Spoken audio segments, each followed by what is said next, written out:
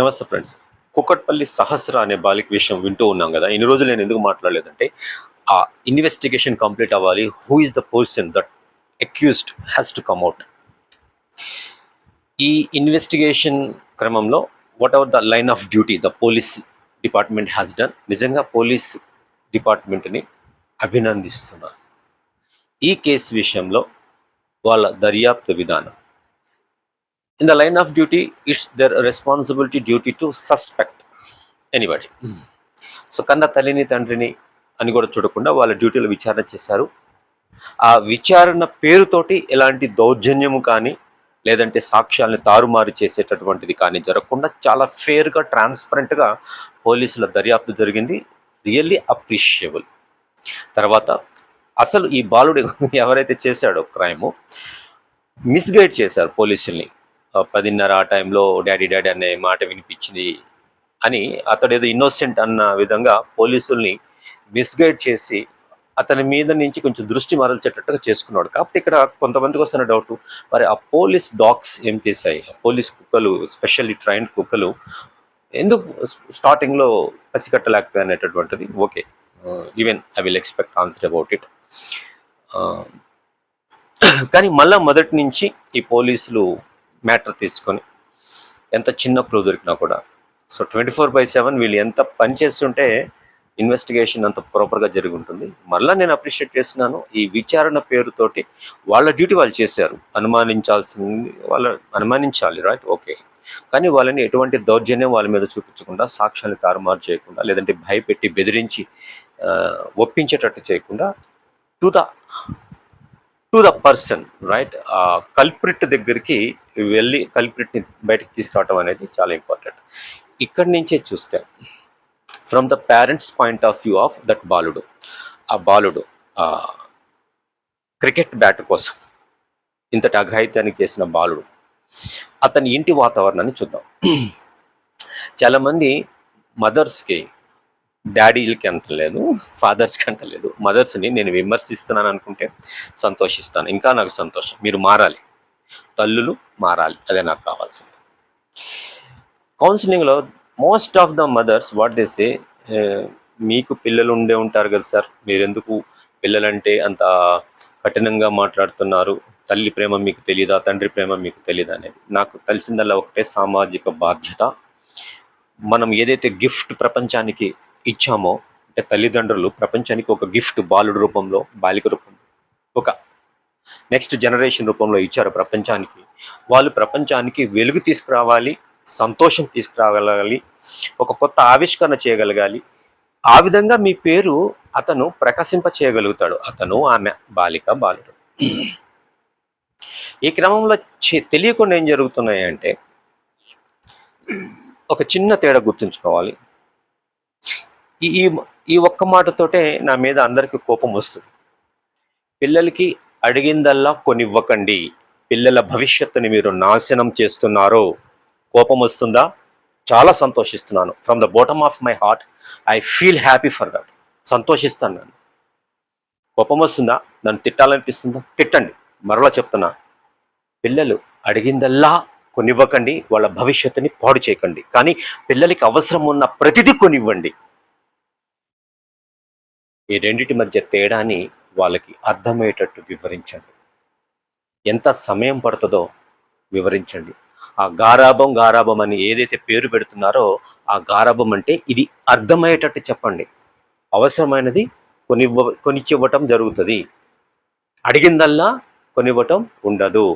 మీరు ఒక్కళ్ళే కాదు, మీ ఇంట్లో డబ్బులుంటే అడిగిందల్లా ఇచ్చేస్తే, ఫస్ట్ పుట్టాడు కదా మొదటి కొడుకు, ఫస్ట్ పుట్టింది కదా మొదటి కూతురు, ఫస్ట్ పుట్టేవాళ్ళు మొదటి కూతురు అవుతారు.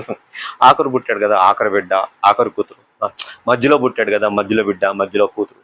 అరే రెండోసారి పుట్టింది కదా రెండో కూతురు, అడిగిందల్లా ఇవ్వాలి. నేను ఇక్కడ వేరే ఉద్దేశం ఏం లేదు. అవసరమైంది ఏదుందో ఖచ్చితంగా వాళ్ళకి ఇవ్వాలి. దాని ద్వారా వాళ్ళకి సైంటిఫిక్ టెంపర్, నాకు ఒకటి నేర్చుకోవాలనుకుంటున్నాను. ఆ నేర్చుకోవటానికి ఇది ఏ విధంగా పరికరంగా ఉపయోగపడుతుంది, ఆ పరికరాన్ని నేర్చుకుని నా ఎడ్యుకేషన్ని, నా నాలెడ్జ్ని, నా సైంటిఫిక్ టెంపర్ని పెంచుకుంటాను, నాకు ఒక రిజల్ట్ తెచ్చుకుంటాను. ఈ సైంటిఫిక్ టెంపర్మెంట్ వాళ్ళకి ఇస్తూ అవసరమైన ప్రతిదీ కొనివ్వండి, అడిగిన ప్రతిదీ ఆస్తి అంతా వీళ్ళదే కదా, వీళ్ళకే కదా అంటే, మీకు తెలియకుండా మీరు ఏం చేస్తున్నారంటే వాళ్ళకి మైండ్లో, రైట్, మీకు కనిపించే 2 కాళ్ళు 2 చేతులతో మీ పిల్లవాడు మీ కూతురు ఎట్లా పుట్టిందో లోపల కూడా ఒక బాలుడు అనేవాడు పెరుగుతా ఉన్నాడు. మీ పాప పెరిగి 20 ఏళ్ళు 30 ఏళ్ళు 40 ఏళ్ళు 50 ఏళ్ళు 60 ఏళ్ళు ఆమె ఒక తల్లి అయ్యి ఆమె ఒక అమ్మమ్మ నాయనమ్మ అయిన తర్వాత కూడా లోపల ఒక బాలుడు ఉంటాడు. దాన్ని మేము సైకాలజీలో ఇన్నర్ చైల్డ్ అంటాం, క్వాంటమ్ ఫిజిక్స్లో ఇన్నర్ చైల్డ్ అంటాం.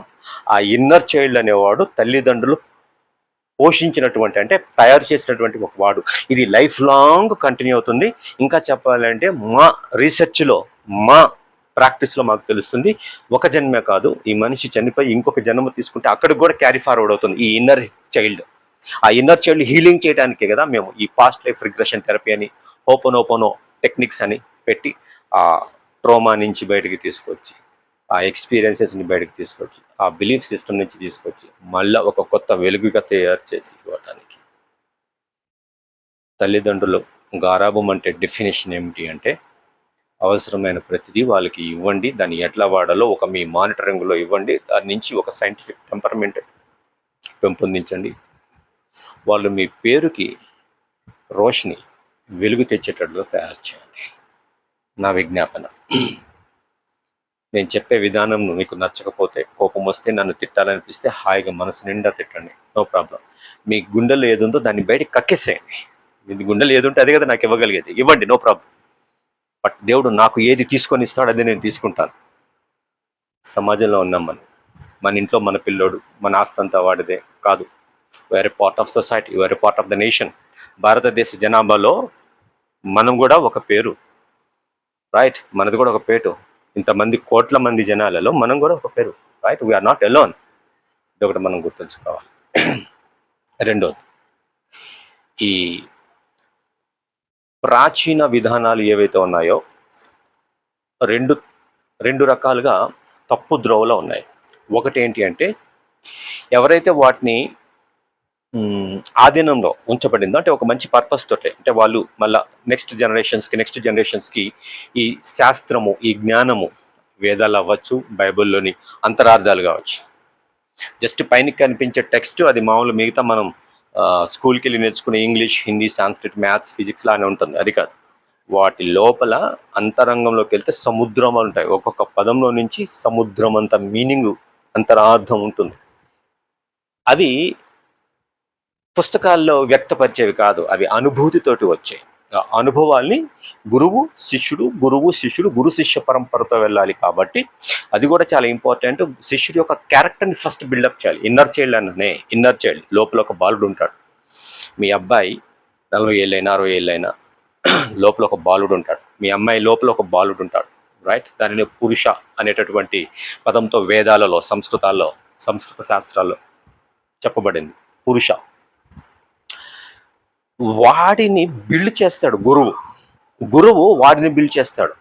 తల్లి భూమి మీదకి తీసుకొచ్చి అట్ట భూమికి ప్రజెంటేషన్ గిఫ్ట్ ఇస్తుంది. తండ్రి పోషిస్తాడు, ఆ గిఫ్ట్ని పోషిస్తాడు.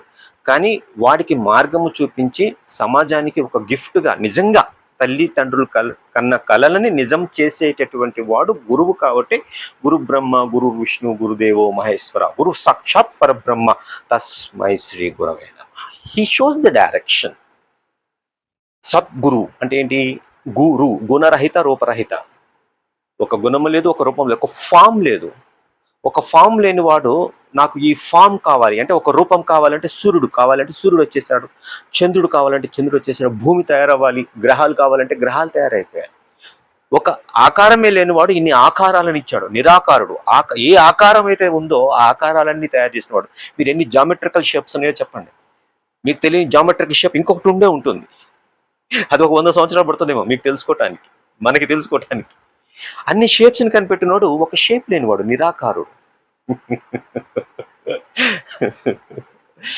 ఆ నిరాకారుడు నీలోనే ఉన్నాడు. తత్ త్వం అసి అని నీకు చెప్పగలిగేవాడే సత్ గురు. సత్ అంటే ఏంటి? ఉన్నది ఉన్నట్టుగా. వాడు నీలోనే ఉన్నాడు. నీకు కావాల్సిన గైడెన్స్ ఇచ్చేవాడు నేను కాదు, నీలో ఉన్నాడు. వాడు నీకు 24/7 ఉంటాడు. నువ్వు భోజనం చేసేటప్పుడు వాడుంటాడు, మలమూత్ర విసర్జన సమయంలో వాడుంటాడు, నువ్వు నిద్రించే సమయంలో వాడు నీతో ఉంటాడు. ఆ గురువుని నీకు పరిచయం చేసేవాడు, లోపల ఉన్న అపరిచితుడిని నీకు సుపరిచితుడిగా చేసేటటువంటి వాడే నిజమైన సద్గురు, సత్యమైన గురువు, సద్గురు. సో ఇప్పుడు భూమి మీద మనకి సద్గురువుల అవకాశం ఉంది. ఎందరో మహానుభావులు వచ్చారు, ఉన్నారు, రాబోతున్నారు. వారందరికీ వందనాలు. ప్రస్తుత సమాజంలో ఈ మహానుభావులు, ఈ సద్గురువుల అవసరము ఉంది. ఎందుకు? ఇన్నర్ చైల్డ్ని. తర్వాత ప్రభుత్వాలు కూడా ఏదో ర్యాగింగ్ జరిగినప్పుడో, లేదంటే ఇట్లా ఈ కాలేజీ యూనివర్సిటీ ఇన్సిడెంట్స్ జరిగినప్పుడో వాల్యూ ఎడ్యుకేషన్ అప్పుడు గుర్తొస్తుంది. అప్పటికప్పుడు హంగామాగా ప్రతి కాలేజీలో, ప్రతి స్కూల్లో ఒక సైకాలజిస్ట్ ఉండాలి, ఒక వాల్యూ ఎడ్యుకేషన్ ఇన్స్ట్రక్టర్ ఉండాలని హంగామా హడావుడి, కొంచెమే హడావుడి. తర్వాత no, it should be full pledged. ఈ సంఘటన కూకట్పల్లి సహస్ర విషయంలోకి వస్తే కూడా జరిగింది అదే. ఇప్పుడు ఈ శాస్త్రాల గురించి మాట్లాడుతూ నేను 2 తప్పులు అన్నాను. ఎవరైతే వాళ్ళ ఆధీనంలో ఉందో, అంటే గురు శిష్య పరంపర ద్వారా అది వెళ్ళాలి కాబట్టి, ఎందుకంటే అది అనుభూతి ద్వారా నేర్పించేటటువంటిది, ఒక క్యారెక్టర్ బిల్డ్ అయ్యాలి. సో ఈ ఇన్నర్ చైల్డ్ని డెవలప్ చేయాలి. ఆ ఇన్నర్ చైల్డ్ని డెవలప్ చేసిన తర్వాత ఆ ఎడ్యుకేషన్ ఇస్తే అప్పుడు వాళ్ళు కరెక్ట్ ఎక్స్పీరియన్స్ తెలుసుకుంటారు. తర్వాత సమాజానికి కూడా మంచి మార్గం చూపించగలుగుతారు, సమాజానికి వాళ్ళకి అసెట్ అవుతారు. ఎల్స్ ఒక కత్తి డాక్టర్ చేతిలోకి వెళ్ళిన దానికి ఇంకొకటి చేతిలో వెళ్ళిన దానికి తేడా ఉంది. ఇక్కడ కూకట్పల్లి సహస్ర విషయంలో కూడా బయటపడింది కత్తే కదా. సో ఆ కత్తి వాడబడిన విధానమే తప్పు. అది ఇన్నర్ చైల్డ్ని బట్టి ఉంటుంది. ఆ ఇన్నర్ చైల్డ్ని డెవలప్ చేయడానికి స్కూల్స్లో వాల్యూ ఎడ్యుకేషన్ ఖచ్చితంగా పెట్టాలి. యోగా అభ్యాసం కంపల్సరీ చేయండి. రైట్? ఎట్లా అయితే బోర్డ్ ఎగ్జామ్స్లో ప్రతి ఎగ్జామ్ కంపల్సరీ సబ్జెక్ట్ అంటున్నారో, ప్రతిరోజు కూడా వీళ్ళు ఖచ్చితంగా యోగాతో స్టార్ట్ చేయాలి. యోగాతోటే నిద్రపోవాలి. నిద్రపోయే ముందు కూడా తల్లిదండ్రులు ఒక బాధ్యత తీసుకోవాలి.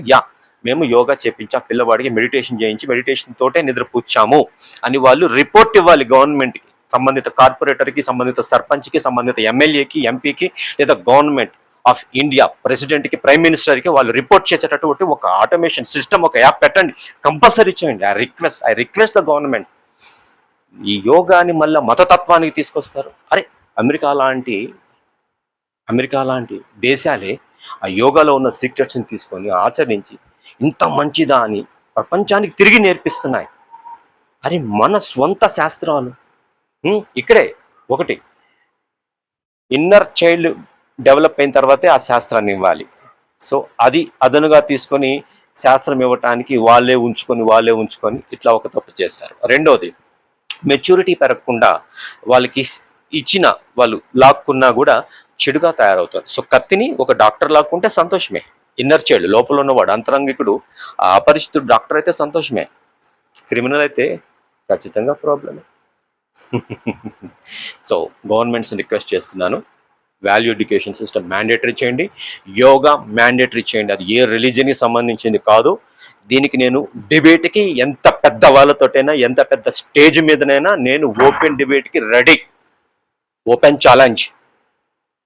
అంటే బాగుపడమని ఏ శాస్త్రమైనా చెప్తుంది, ఏ గ్రంథమైనా చెప్తుంది. మంచిది ఉంది, దాన్ని అలవర్చుకోమని చెప్తుంది. రైట్? యోగా అనేది దేనికి విరుద్ధం కాదు. రైట్? ఓకే. అది ఓపెన్ డిబేట్లో ఏ లెవెల్ స్టేజ్ అయినా నేను మాట్లాడతాను. ఎంత పెద్ద మనిషి వచ్చినా కూడా I'm ready to prove it. అది మానవాళి మంచి కోసం అని ఉన్నది. Yoga for everybody. యోగా చిత్త వృత్తి నిరోధ, అంటే మైండ్ యొక్క చేసేటటువంటి రాంగ్ ఇంటెన్షన్స్ని తీసుకొచ్చేసి కంట్రోల్ చేసేసి నీ వృద్ధికి, లోకాభివృద్ధికి, స్వవృద్ధి, రైట్, పరోపకార వృద్ధి, పరోపకారం కోసం, నా కోసం అని ఏ యాక్టివిటీ అవసరమో దాని మీద దృష్టి మరల్చి ఆ పని చేసేటట్టు ప్రేరణ కలిగించేది యోగ శాస్త్రం. యోగా చిత్త వృత్తి నిరోధ. సింపుల్. రైట్? ఒక లైన్లో చెప్పేశాను. ఇంకా ఎంత పెద్ద డిబేట్కైనా కూడా ఎవరైనా సరే I'm ready. Government should make it mandatory. ఏదో జూన్ 21వ తారీఖున అంతర్జాతీయ యోగా దినోత్సవం, ఏదో పైకి లేచాం, కింద వంగాం, ఇటు తిప్పాం, మిగతా సంవత్సరం అంతా బుర్రలేసుకొని తిరిగాం. నా మాటలు కొంచెం కఠినంగా ఉంటే చాలా సంతోషిస్తా. మారండి, మీరు మారాలి, అదే నాకు కావాలి. నెక్స్ట్, తల్లిదండ్రులు మీ ఇన్నర్ చైల్డ్ని ఎట్లా తయారు చేస్తున్నారు. వాడు అడిగిందల్లా ఇచ్చి ఇచ్చి ఇచ్చి ఇచ్చి అంటే వాడు నాకు అడిగితే నాకు వచ్చేసేయాలి, లేకపోతే ఒక ట్రిగర్ తయారు చేస్తున్నారు అంటే ఏదైనా చేస్తాడు వాడు. వాడు ఏదైనా చేస్తాడు. దానికోసం ఓటీటీ సిరీస్ చూసి ఎలా చేయాలి, ఎలా తప్పించుకోవాలని రాసుకున్నాడంటే, అంటే అప్పట్లో మహాభారతం టైంలో అభిమన్యుడికి ఈ మొబైల్ ఫోన్ లేదు కాబట్టి పాపం బయటికి రాలేకపోయాడు. ఒకవేళ ఉంటే పొరపాటున ఆయన అభిమన్యుడి దగ్గర చూసుకునేవాడు, సెర్చ్ చేసుకునేవాడేమో చాట్ జీపీటీలో వీటిల్లో, how to come out of Padma వ్యూహ, యా యా యా యా అని వచ్చిండేవాడు. ఎలా ఎలా రెస్పాండ్ అవ్వాలో కూడా నాకు అర్థం కావటం లేదు. ఇందుకే గురువులు ఆపుతారు. లోపల క్యారెక్టర్ బిల్డ్ కాకుండా శాస్త్రాన్ని ఇస్తే సమాజానికి లోక కళ్యాణం జరగదు, అనర్థం జరుగుతుందనే. Right, okay.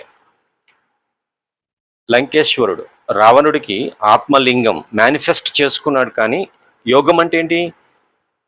దక్కనిది దక్కటం. నప్రాప్తస్య ప్రాప్తం యోగం.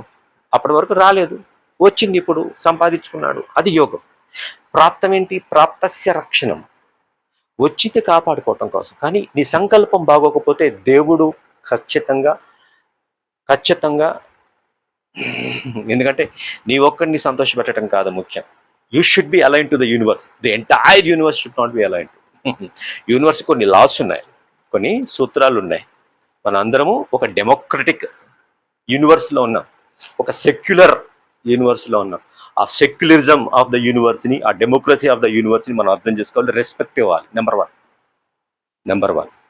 సో కాబట్టి అలాంటి ఆత్మలింగాల్ని నాకు కావాలని మీరు ఒక పర్సనల్ డెవలప్మెంట్ ట్రైనర్ దగ్గరికి వెళ్ళిపోయి లక్ష్యం సాధించడం ఎట్లా, లేదంటే ఒక ఓటీటీనో యూట్యూబ్నో చాట్ జీపీటీనో అడిగేసి లక్ష్యం సాధించడం ఎట్లా అని చేసేసుకొని ఇట్లా నీకు ఓకే ఆనందం వస్తుంది, దాంతో పక్కన వాళ్ళకి ఏంటి పరోపకారమా, లోక కళ్యాణమా, లేకపోతే వినాశనమా పక్కవాడికి? That is important. నీ సంకల్పం శుద్ధిగా ఉండాలి, సంకల్ప శుద్ధి ఉండాలి, అప్పుడే అది సంకల్ప శక్తిగా మారుతుంది. సో శుద్ధి, purity in your intentions is important to become success in your goals. ఆ ఇన్నర్ చైల్డ్కి మీరు ట్రిగర్స్ తయారు చేస్తున్నారు. అంటే నేను అడిగిందల్లా నాకు వచ్చేస్తుంది, ఇచ్చేస్తున్నారు. సో నాకు ఇప్పుడు రావాలి, రాకపోతే నేను ఎంతకైనా తెగిస్తాను. ట్రిగర్ని ఎవరు తయారు చేశారు? తల్లిదండ్రులా కాదా? కోపం వస్తుంది తల్లులకు, అడిగిందల్లా ఇవ్వద్దు. ఎందుకు అంటున్నాను? అవసరమైనది మాత్రమే ఇవ్వండి. అడిగిందల్లా ఇవ్వరు, అది నాకు మంచిది కాదు, నాకు మంచిదైంది మాత్రమే వీళ్ళు ఇస్తారు. ఆ ట్రిగర్ పిల్లల్లో తయారు చేయండి. ఎంత డ్యామేజ్ చేస్తున్నారు తల్లిదండ్రులు మీరు మీ గారాబం పేరుతోటి. మీరు మంచి చేస్తున్నారు, పిల్లలు అడిగిందల్లా ఇస్తున్నాం, పిల్లల అభివృద్ధికి మేము తోడ్పడుతున్నాం అంటున్నారా?